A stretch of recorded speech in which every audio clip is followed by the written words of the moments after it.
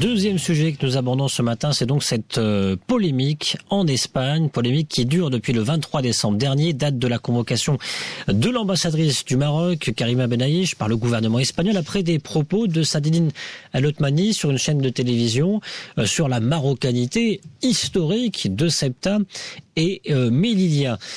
Peut-être d'abord pour rappeler le contexte, Ayman Cherragui, qu'a dit concrètement le chef du gouvernement, et est-ce que ces propos en soi sont nouveaux? Ça peut permettre d'éclairer et de poser ensuite la question suivante: est-ce que cette polémique a été créée, entre guillemets, en Espagne pour faire passer une certaine pilule qu'on abordera dans quelques instants?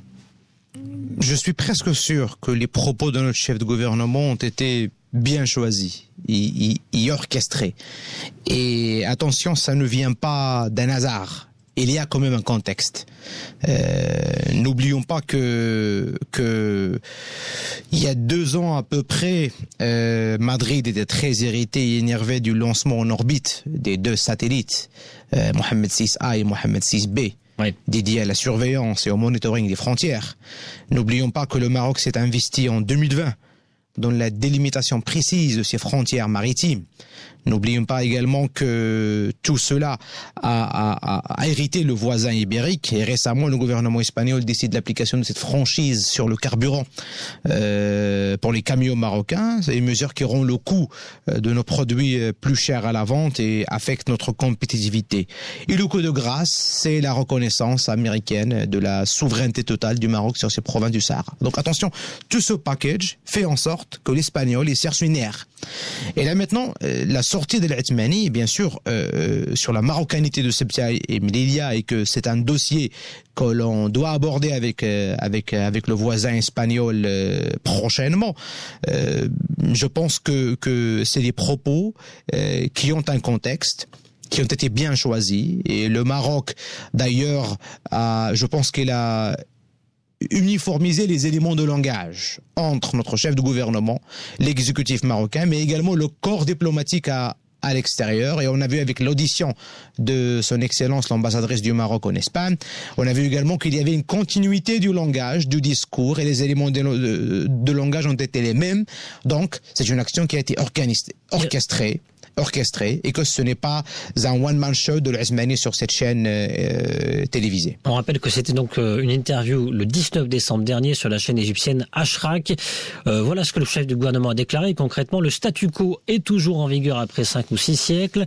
Le temps viendra pour l'affaire de Ceuta et Melilla des territoires marocains comme le Sahara. Bon, très franchement, Mohamed Douyeb, propos polémiques ou polémiques créés pour faire passer auprès de l'opinion publique la reconnaissance américaine de la souveraineté marocaine sur le Sahara. Quand je parle d'opinion publique, je parle bien sûr de l'opinion publique espagnole, parce qu'on voit des têtes d'affiche autour de Pedro Sanchez, notamment des ministres, qui depuis 2 semaines, 3 semaines s'affolent et font des déclarations publiques à tout va. Oui, de toute façon, le Maroc affole toujours un petit peu la classe politique espagnole pour des raisons objectives et historiques. Mais moi, je vais revenir quand même sur la prestation du chef de gouvernement. Peut-être que c'est orchestré, ça on n'en sait rien, mais bon. Mais je pense même, disons que c'est orchestré. Moi, je pense que ça a été mal exécuté, d'accord ? Ah, pourquoi ? Parce que quand vous voyez un petit peu, je vous invite à revoir un petit peu la prestation de l'Othmani. Tout porte à croire qu'il n'était pas prêt à cette question-là. D'accord ? Ça veut dire, vous le sentez mal à l'aise, entre guillemets ? Exactement. Hésitant ? Voilà, il commençait à hésiter, d'accord ? Donc il n'y avait pas un temps qui était ferme, et du coup, parce que la question, peut-être que son cabinet ou lui n'était pas prêt pour cette question-là, on préparer à la question sur le Sahara, bien évidemment, mais je ne pense pas qu'il y avait, même si ça a été peut-être pensé, orchestré, je pense que l'Othmani n'a pas été sur cette question-là très, j'allais dire, un bon exécutant.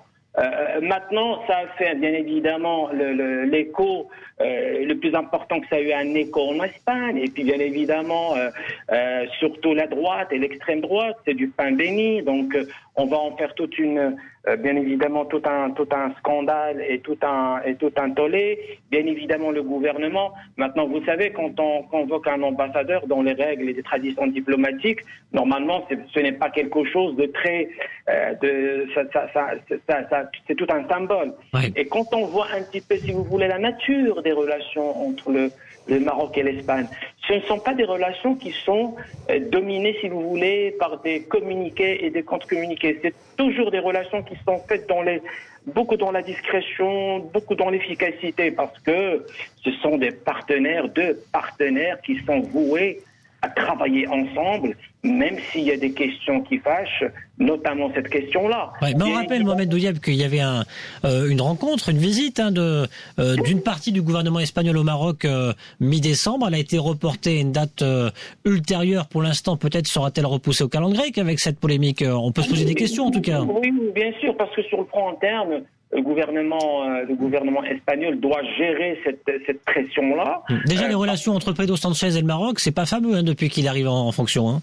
Oui, mais attention, il y a bien sûr, on peut penser, le gouvernement, peut-être qu'il y a des relations qui sont un petit peu froides ou même un petit peu tendues, mais il y a aussi des questions qui sont de l'ordre du fonctionnement normal et des questions de pragmatisme. Aujourd'hui, l'Espagne sait qu'elle ne peut pas, sur certaines questions, faire sans le Maroc et le Maroc aussi. Donc vraiment, on est sur deux partenaires qui sont amenés, même quelque part, obligés à collaborer ensemble. Et bien évidemment, l'occasion a été, ou si vous voulez, l'opportunité par rapport à cet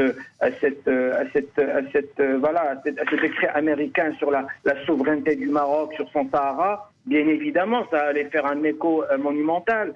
Puis bon, la sortie du chef du gouvernement sur ce média.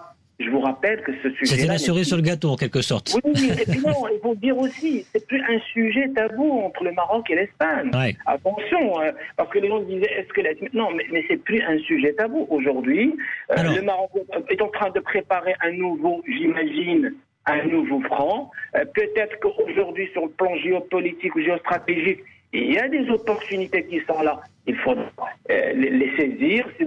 C'est le droit du Maroc aussi d'avancer, si vous voulez, rapidement sur ce sujet-là. Bien évidemment, ça ne sera pas facile parce que c'est tout un symbole aussi en Espagne. Et on se rappelle tous les fameux feuilletons de la fameuse petite île et tout ce que ça a été. Je pense qu'à un moment ou à un autre, le Maroc et l'Espagne vont bien évidemment aborder ce sujet-là. Peut-être on va crever l'abcès. Mais à un moment donné, il faudra le faire. Ayman Chiraghi, pour l'instant, aucune suite politique, concrètement. À part ces déclarations à tout va en Espagne, aucune suite politique. Alors, concrètement, on peut se poser la question, 1, les impacts, et 2, est-ce que Rabat doit réagir, franchement ? Rabat ne doit pas réagir.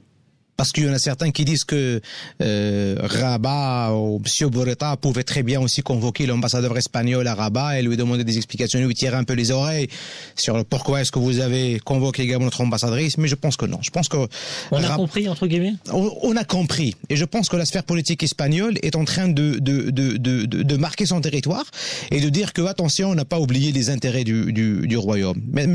Mais tiens donc, ils ne respectent pas notre souveraineté, mais ils nous demande par conséquent qu'on respecte la leur. Et ça se passe pas comme ça. Comme disent les Espagnols, fijamos una cosa muy importante à nos amis espagnols. Le Maroc est un package intégral. Donc, le Maroc n'est pas l'ami, le partenaire important lorsqu'il s'agit de sécuritaire, lutte contre le terrorisme, lutte contre l'immigration clandestine. Là, ils adorent le Maroc. Mais lorsqu'on arrive à explorer le potentiel de nos provinces sur la question du Sahara, sur la compétitivité économique de nos entreprises, de nos produits, là, ils sortent leurs griffes. Attention, le Maroc est un pack intégral et ils doivent le prendre tel qu'il est, ils doivent composer avec cela. Maintenant, cette visite de Pedro Sanchez qui a été reportée pour la énième fois, et pas uniquement que pour Pedro Sanchez, même le roi Philippe lui-même, dans un déplacement qui a été reporté également à plusieurs reprises. Et là, en même temps, les Espagnols doivent être intelligents. Attention, leur bateau est stationné sur le quai de l'Union européenne, qui est aujourd'hui un port instable et qui peut porter en lui-même les germes de sa propre disparition un jour. Un bateau qui a vu, vu un navire de sauvetage, entre guillemets, s'évacuer, la Grande-Bretagne, le Royaume-Uni. Exactement. Et le Royaume-Uni, qu'est-ce qu'il a fait ? il a activé les partenariats bilatéraux avec un ensemble de pays avoisinants afin d'assurer une pérennité économique. Je pense que le royaume d'Espagne devait être également aussi pragmatique que ça. Attention, le Maroc est un partenaire très viable. Et je suis ultimement convaincu que que durant cette prochaine Disney, c'est l'Espagne qui aura plus besoin du Maroc et non pas l'inverse. Donc il faut construire une nouvelle relation, une nouvelle diplomatie avec l'Espagne. Une nouvelle diplomatie, je ne pense pas qu'avec le gouvernement espagnol actuel, ou même avec les partis politiques espagnols actuels, je ne pense pas qu'il y aura toujours ce langage de sourds entre nous. Je pense que ce dossier devrait être chapeauté par les deux monarques lui-même et eux-mêmes, et que ça doit être porté par les plus hautes instances du pays, parce qu'aujourd'hui, avec une sphère politique espagnole, je dirais marocophobe à la limite, parce que ni Pedro Sanchez, ni Pablo Iglesias de Podemos, ni les autres ne portent le Maroc et ne voient pas le Maroc comme un partenaire économique, mais le Maroc va s'imposer avec ses pions, avec justement ses outils. Le Maroc va s'imposer et l'Espagne va le prendre au sérieux. Et je dirais ces petites manœuvres diplomatiques à deux balles ne vont pas donner leurs fruits. Aujourd'hui, le Maroc se tient d'égal à égal, de vis-à-vis d'Espagne, et ça dérange l'Espagne. Et ça dérange l'Espagne qu'il y ait un voisin à quelques kilomètres à côté qui est en train de s'outiller technologiquement, de s'outiller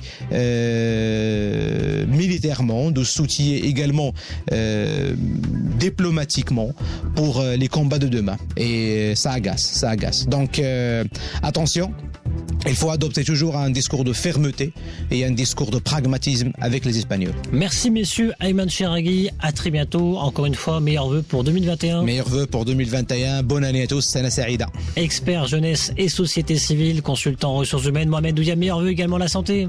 Merci, beaucoup de santé pour cette année et puis courage à tous et bonne semaine, merci. Éditorialiste, consultant en communication, président, cofondateur de Digital Act. Vous restez avec nous dans quelques instants, les experts atlantiques avec Badr Saoudi. C'est à 10h10, 10h le point info en langue arabe avec Mourad.